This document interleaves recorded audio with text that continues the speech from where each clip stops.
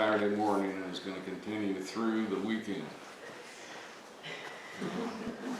Family and friends are invited on Friday to get the good stuff. What is the good stuff? All right. How do you define that? Treasures.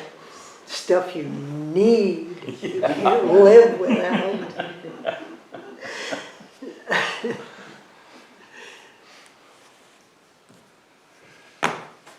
I don't know. If it works out, maybe we'll do it every weekend.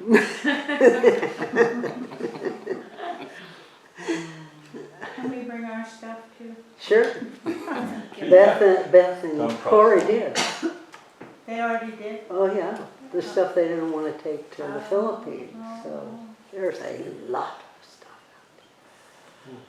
Tools, chainsaws, cabinets. All right, Linda. I don't want to go.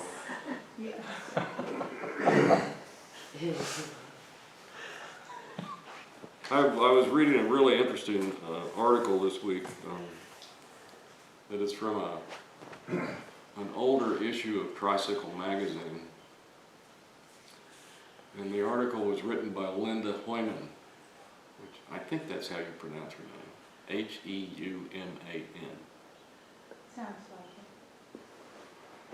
I have a lot of respect for Linda Heumann. She is a contributing, what is called a contributing editor to Tricycle magazine, and a contributing editor, as far as I've been able to determine, consists of anybody who has ever written an article to Tricycle magazine. But her articles are quite good. She provides a very much needed bridge between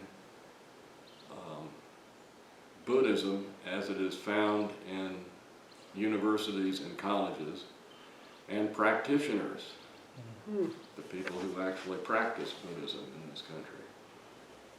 And she wrote an article that was attempting to show that the way we have come to think about the history of Buddhism is incorrect, in her opinion. Most of us think about Buddhism as having a single source. And of course that source would be Shakyamuni Buddha. And so if we really want to understand Buddhism, we need to go back to the source and find out what the source said, right? This has been the tactic of a lot of modern writers like David Loy and Stephen Batchelor, who have attempted to go back and exhume the early history of Buddhism. So we have a lot of books being published with the titles of What the Buddha Really Thought and stuff like that. And what she proposes is that there is no single source. Now there may have been a single source, but we don't know exactly that that is the case. And after many hundreds of years of attempting to exhume the single source and our failure to do so, we have to conclude that maybe we shouldn't approach it that way. She said, instead of thinking of it as a tree, with the trunk being Shakyamuni Buddha and the branches being the various divisions and traditions and schools that have been created since his death, we need to think of it as sort of as she referred to it, as a river in a delta, where the channels are intersect and intertwine, and that there is no real single source that we can identify. And she got off onto this because somebody in 1994 discovered some fragments of early Mahayana texts sutras that are written in languages that I'd never even heard of, and that she hadn't heard of either. And she says there's a lot of stuff like this out here. That, you know, that Buddhism back at the dawn of time was extremely complicated and diverse. And all of these different schools and ways of practicing Buddhism intertwined with each other and influenced each other, and it's extremely difficult to figure out exactly how this all happened. Isn't that how Shakyamuni arrived at his practice? By trying a whole bunch of other avenues? Yeah, you're so right. all that is in there. That's true. You can't help but be in there. That's very true. And she, towards the end of this article, she quotes a fellow by the name of Robert Bella, B-E-L-L-A-H, Bella, Robert Bella. He died a couple of years ago. He was a world-renowned historian of religions.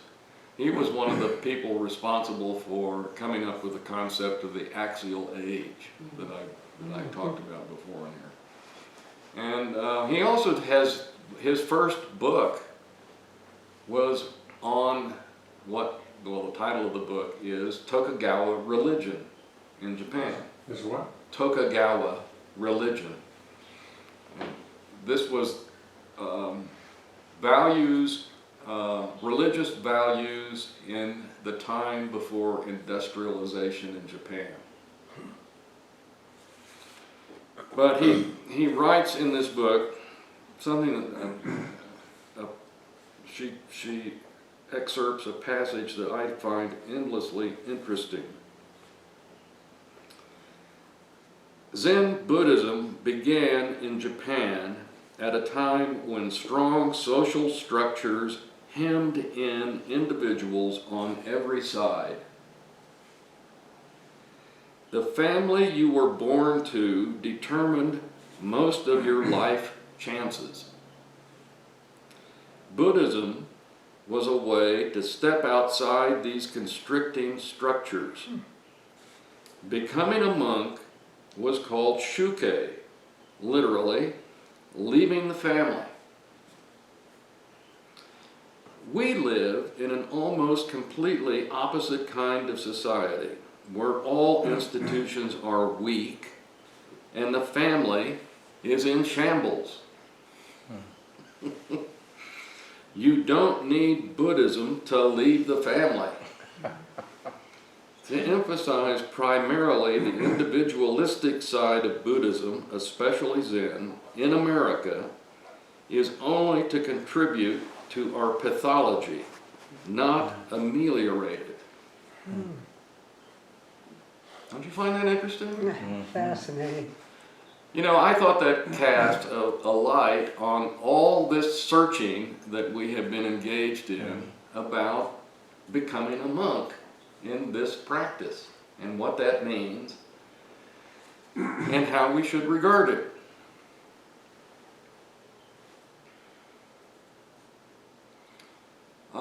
She included this quotation in an effort to show how words are so difficult to define. Like monk. They're difficult to define because they are almost totally dependent upon the context in which you find them. And contexts are continually changing. And she offers this as an illustration of how a relatively recent development, like becoming a monk in Japan and America, can be influenced by context context, how can we possibly understand the context of the cultures and societies in which Buddhism arose 2,500 years ago? You see? It's extremely difficult. And I was thinking about all this when I picked up a copy of a book written by a Chinese teacher of Chan by the name of Sheng Yun. Have any of you ever heard of this person? Mm-mm. Sheng Yun is Bill Porter regards Sheng Yun as one of the top 4 teachers in China of the 20th century. And he went to Taiwan in 1948. He was born in 1930. He died about 3 years ago. He came to the United States in 1975 and opened up a number of Dharma centers. And also, he subsequently went to Europe and did the same. He was a pretty influential teacher. We, namely American Zen Buddhists, don't know a great deal about him because he did not have the publicity machine behind him that so many of other teachers have had in this country. But he wrote a lot of books, and he had a double transmission. He received a transmission from his main teacher, who was in the Lin Chi school, and then a few years later he received a transmission from a teacher in the Caodong school. So he had both what we would call Rinzai and Soto transmissions. He's a very conservative teacher. He believes in karma. He believes in rebirth. He doesn't brook any argument about it. and he has written probably 24 books that have been translated into English. And I have many of them downstairs. I have enjoyed reading his work from time to time. And I picked up this week a small, slim volume called The Method of No Method. That's why it's so slim, you know. And in this book, he talks about bodhicitta, the Bodhi mind. And I read this opening paragraph of this particular chapter. He said, "To have Bodhi mind is to arouse the altruistic mind of enlightenment. Without Bodhi mind, one can at best liberate oneself or practice worldly samadhi, the samadhi in which one still has attachments. Therefore, Bodhi mind is the foundation and primary focus for the Mahayana practitioner. Bodhi mind has 2 aspects: renunciation and compassion. Renunciation means disavowing attachment, fame, self-benefit, and worldly clinging. As our interest in worldly phenomena diminishes, our self-centeredness also diminishes." And I have to say that I was fairly blown away by this statement. For one thing, it is the only time that I have ever seen the word renunciation used in any Buddhist text. I'm sure that there are other instances, but I have not come across them. And I've read a lot of Buddhist texts. I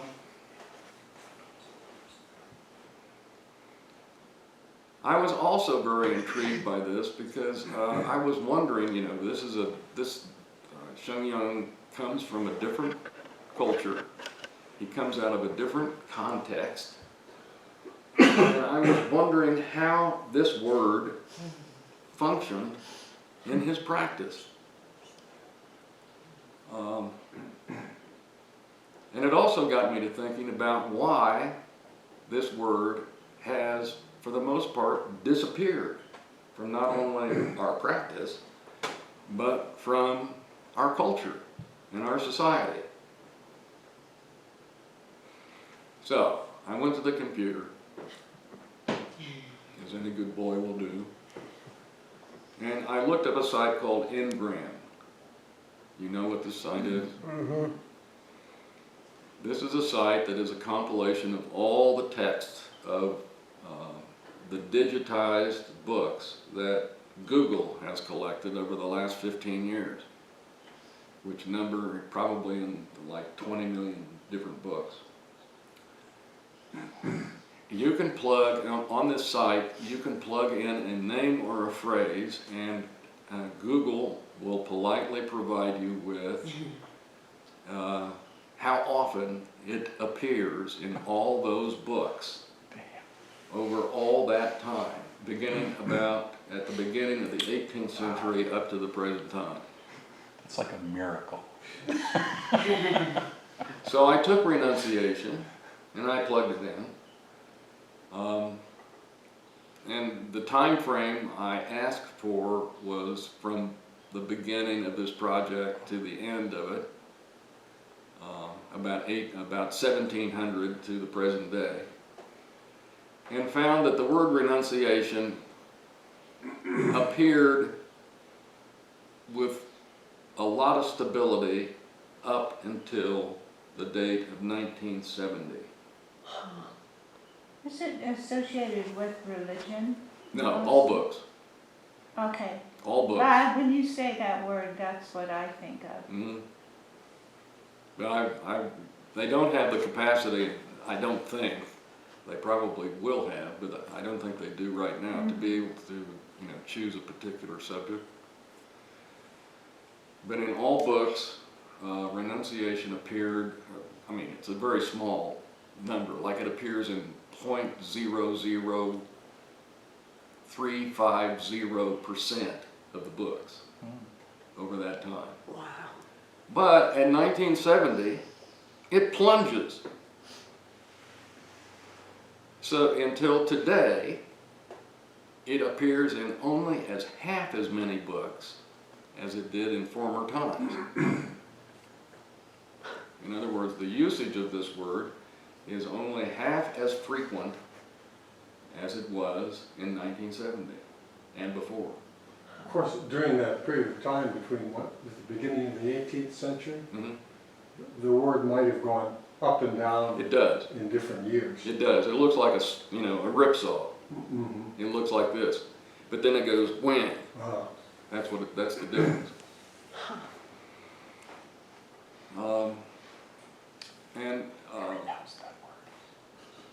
I think that they're, as prejudiced as I am, it immediately occurred to me that there are probably two reasons for this. The first reason is called capitalism, and the second reason is called science. And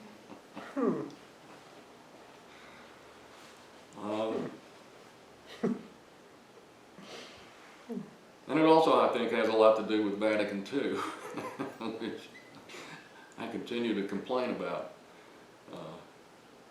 But renunciation is apparently one of those terms that is very closely bound and determined by the context in which it finds itself.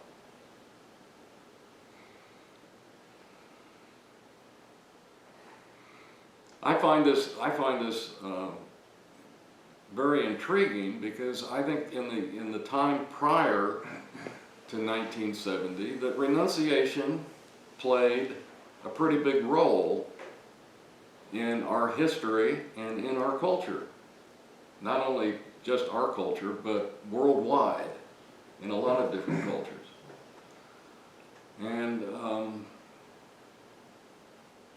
one of the reasons that I believe that are people like Mahatma Gandhi, who was a very prominent feature up until his assassination, and was clearly renowned for his renunciation, both sexual and material. And in fact, you know, in India, I'm sure that if we could look at the books that were published in India, I don't think renunciation has probably changed very much, because renunciation in that culture is a very important way of acquiring power, particularly when you don't have it to begin with. We don't have that same ability here in the West. Though I hearken back to Francis of Assisi, whose biography we read in the book club, and who was also a renunciator in Italy.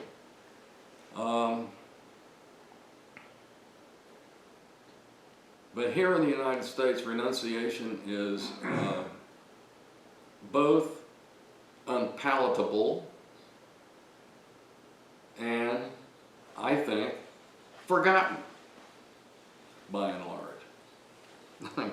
I brought this issue of Tricycle up here. This is the recent issue of Tricycle because it caught my eye the other day. It was sitting by the door when I went out, and I glanced at it and saw this thing on the cover. It's right on the cover. It says here, jealousy, how to feel good about what you've got. Can you believe that? I thought, geez, man. It's on the cover of Tricycle magazine. Well, if you turn to the first 2 pages too, they have a site for acquiring jewelry or something for yourself. You know, and the way the ad is written, it's so clever that it makes you feel like it's a spiritual acquisition. Oh, here it is, here it is, here it is. No, I have not noticed this. This is great. This is an ad in Tricycle, right? On the back of the front cover. It says, Buddha Girl, Mindful Glamour. Oh, no. Oh, God. Turning routines into rituals. But Daisha, in every mass, you do a verbal renunciation. Every baptism, you do a renunciation, publicly. So I think in Christology, it's still, and every monk and nun has renunciation. Maybe that's why they're not so popular anymore. It is a big part of, John of the Cross, all of those, especially the Orthodox, I would say. I agree. I mean, the Desert Fathers, all of these, there is a definite tradition of renunciation in Christianity. There's no question about it. I didn't understand your dismay at how to feel good about what you've got. My dismay over this? Yeah, you seem to be dismayed by that statement. I don't understand why. Because I think I see that statement as a justification of the acquisition of things. Oh, I see. Okay. How to feel good about things, And then get some more. and then get some more things. We're going to have a garage sale. We're closing the Zendo. We're going to close the Zendo so that we can have a garage sale Right. about things, or as Carlin would say, stuff. It's Yeah. the renunciation of stuff, you're clearing it out, right? It's supposed to go away. That's right. That'll be a day of renunciation. Yeah, right. Let's hope there are a lot of people out Let's there hope there are that a lot want of- our stuff. That's right. To renounce people towards. out there who want to feel good about what they buy, right? Yeah. It's a deal. Well, I think there's another way to regard that statement, which is one of acceptance. How to feel good about what Yeah. you've got. Don't Yes, want somebody else's something. right. more or different. Right. Yeah, I was thinking about that line, going that way as well, that when you have a house and a family, you should be grateful for what you have. So you accept that what you have is adequate and good enough for your needs, and you're not out grasping at something else. So that's what I think the point you were making. But I think Roshi and I had a little discussion about the integration of capitalism into Western Buddhism. And I think we can see that not only in that article, but in the behaviors of people and what Buddhists purport to teach. That's very true. Who did you have this discussion with? You. Well, the integration is in that advertisement right there. Well, you know, this is something that's being pretty hotly debated right now with respect to Slavoj Žižek. You know, have you ever heard of Slavoj Žižek? Žižek is a postmodern philosopher. He is sort of the rock star of philosophy. He lives in, he's a Slovenian. He lives, where does he live? In Budapest, I think. Anyway, he's a very interesting guy. He's in his early 60s now, I think, and he's very avidly followed by many people in Europe. He's not as well known in the United States, but he is very famous in Europe. He does hold a teaching position at New York University, as well as a number of European institutions. He's renowned for his movie criticism. He loves to take movies and dissect them in a philosophical way, using those kinds of arguments as an illustration of our cultural ineptitude. But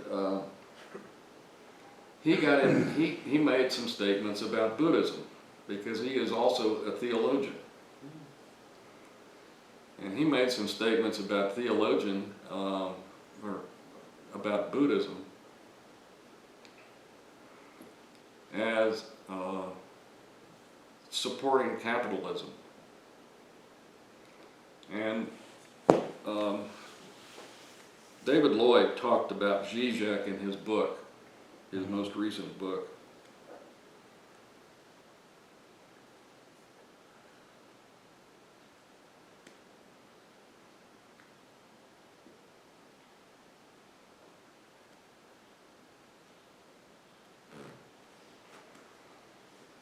All right, here's what David Lloyd says about Žižek in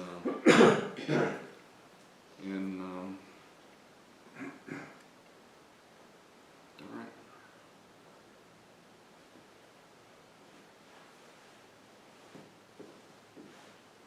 A New Buddhist Path. Oh, yeah. You know, we've read that book. We talked about that. Yeah. I think we did that in book club, didn't we? A recent critique of contemporary Buddhism by the influential philosopher Slavoj Žižek addresses this issue squarely. In his view, Western Buddhism is becoming, quote, the hegemonic ideology of global capitalism, close quote. Because its, quote, meditative stance is arguably the most efficient way for us to fully participate in capitalist dynamics while retaining the appearance of mental sanity, close quote. Western Buddhism, quote, enables you to fully participate in the frantic pace of the capitalist game while sustaining the perception that you are not really in it. That you are well aware of how worthless this spectacle is, and that what really matters to you is the peace of the inner self to which you know you can always withdraw. Wow. Close quote.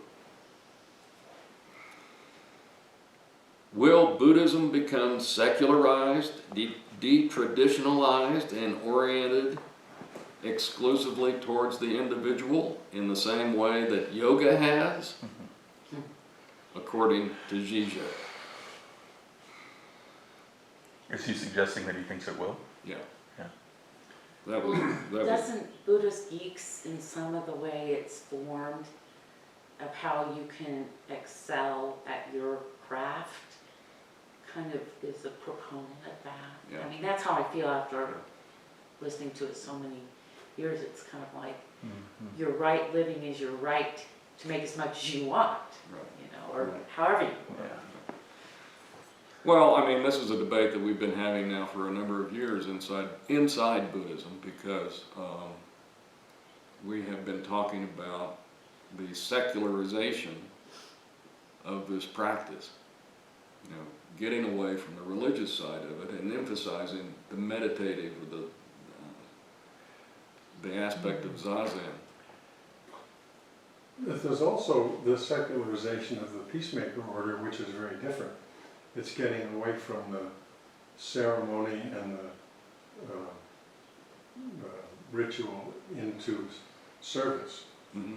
So it's another direction of secularization. Right, right, but I think the real difference, the thing that Zizek is talking about and that Loy emphasizes is the fact that this is oriented towards the individual.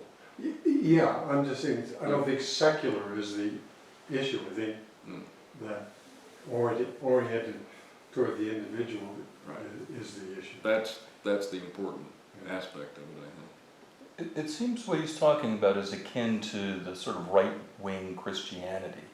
So not all Christianity is right-wing Christianity, but the right wing can, my words, co-opt Christianity to talk about all these sort of very narrow beliefs, and one of them is getting rich is fine and all of that. So I don't know if it's fair to say all of Buddhism will go that way, but Buddhism certainly could be used in that way. That I'm not really of this might be more of a Christian thing. I'm in the world but not of the world. So I'm going to be doing all these capitalist enterprises, but I can still sit and quietly meditate and realize this is the real thing. But I'm not sure if all of Buddhism is going to go that way, but certainly it could be used. It's not inconsistent, just like somehow right-wing Christianity is still considered Christianity, even though it seems very, very different than at least me, what Jesus taught. Yeah.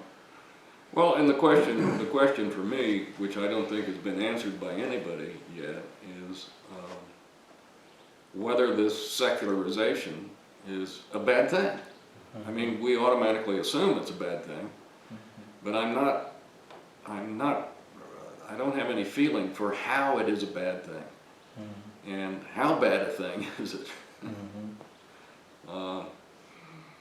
You know, what we do here in this room has a very strong religious component that is not to be found in any of those kinds of activities.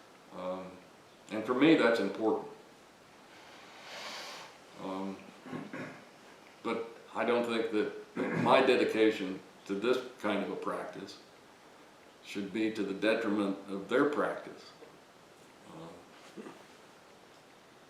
But doesn't, my experience with